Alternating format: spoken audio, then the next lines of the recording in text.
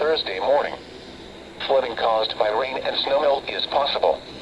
Areas affected include Rhode Island and southeastern portions of Massachusetts.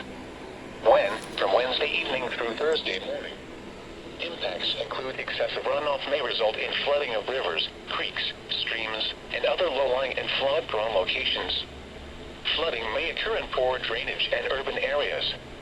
A period of heavy rain combined with snowmelt Wednesday night into Thursday morning may cause street and poor drainage flooding along with rises on area rivers, creeks, and streams.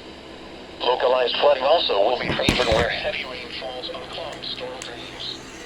http://www.weather.gov/safety/flood.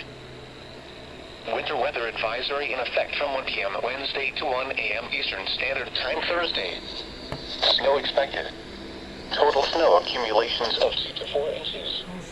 Areas affected include portions of northern Connecticut, central and eastern Massachusetts, and northern Rhode Island. When, from 1 p.m. Wednesday to 1 a.m. Eastern Standard Time Thursday.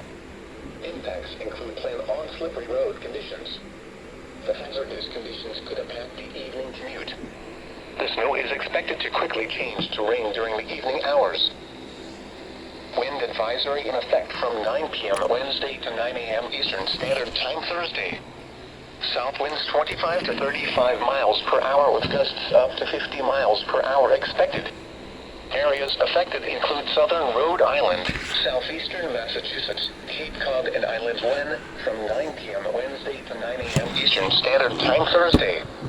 Impacts include gusty winds could blow around unsecured objects.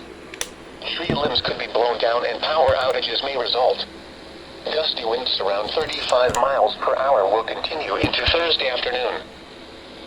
Here are the 3 p.m. observations.